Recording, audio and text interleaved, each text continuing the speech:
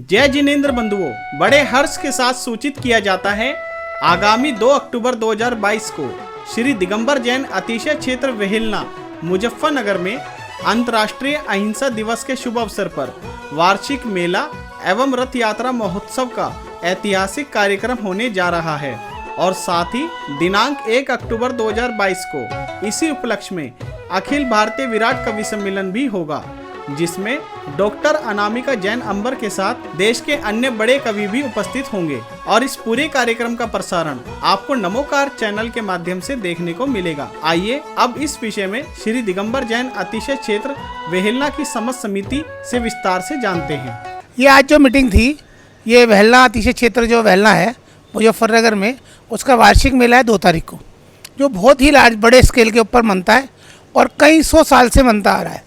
तो आज कमेटी की जनरल मीटिंग थी, इसमें हमारे जितने सदस्य हैं वो सब उपस्थित हुए।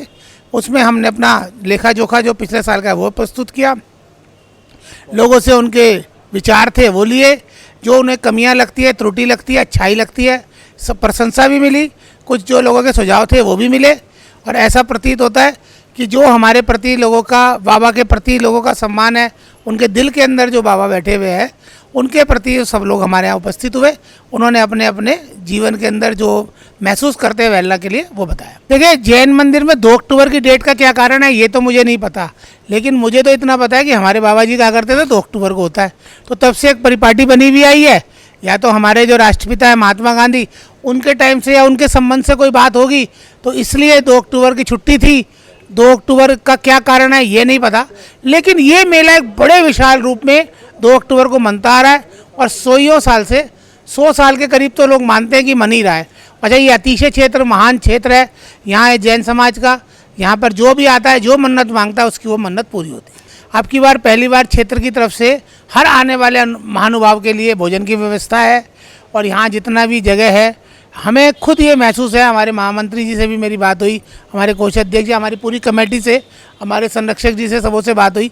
सबका कहना है कि अब की बार आप जो प्रोग्राम बनाओ तो जो व्यवस्था करे वो बड़े स्केल के ऊपर करे, क्योंकि 3 साल में हो रहा है और हर बार ही यहाँ बहुत ही बड़े स्तर के ऊपर जनसंख्या उपलब्ध होती है, जो लोग आते हैं क्योंकि जुड़े हुए हैं।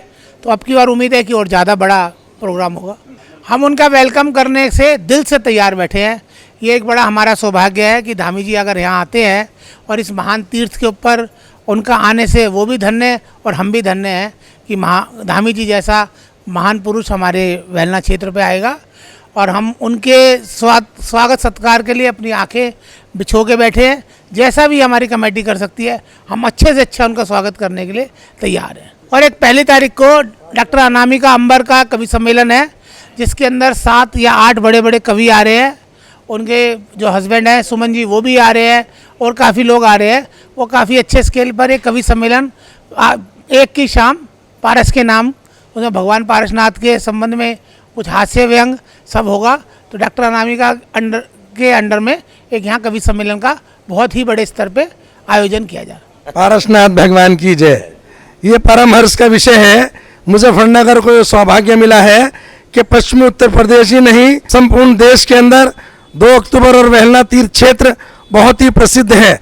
2 अक्टूबर होने का विशेष कारण ये है कि 2 अक्टूबर एक राष्ट्रीय पर्व है और राष्ट्रीय छुट्टी होती है।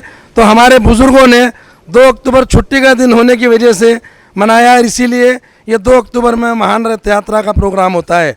सबसे बड़ी विशेषता इस मेले की ये है, ये सिर्फ जैनियों की रथ यात्रा नहीं है, इसके अंदर सभी समाज के लोग बढ़ चढ़कर हिस्सा लेते हैं और केंद्रीय और प्रदेश स्तर के मंत्री भी यहाँ पर अपनी उपस्थिति दर्ज कराते हैं। जो पिंडाल यहाँ पर बनाया जाएगा वो एक भव्य पिंडाल होता है, जो मुजफ्फरनगर जनपद के अंदर एक ऐतिहासिक पिंडाल जो गांधी टेंट वालों के सौजन्य से बनता है, जिसमें करीब 10,000 व्यक्तियों की बैठने की व्यवस्था होती है। और दूसरी बात यह है, आपने कहा रथ यात्रा तो श्री जी की है, बहुत ही धूमधाम से घोड़े बाजे बैंड और उसके बाद पांडुशिला पर प्रभु जी का अभिषेक करके उन्हें वेदी में यथास्थान विराजमान करते हैं। इसमें न्यौछावर भी बहुत आता है और प्रगति इसका जो मेन उद्देश्य है कि इस दिन सभी हमारे जैन समाज के धवरावलंबी इकट्ठे होते हैं और इसकी क्षेत्र की प्रगति के लिए काफ़ी सहयोग करते हैं। इसी आशा के साथ कि 2 वर्ष जो कोरोना के गए हैं, उसके बाद ये एक ऐतिहासिक प्रोग्राम, दिल्ली से लेकर देहरादून तक के आदमी सभी यहाँ आते हैं। बस मेरी सबको शुभकामनाएं हैं और सबसे कहूँगा कि अधिक से अधिक संख्या में यहाँ उपस्थित हो।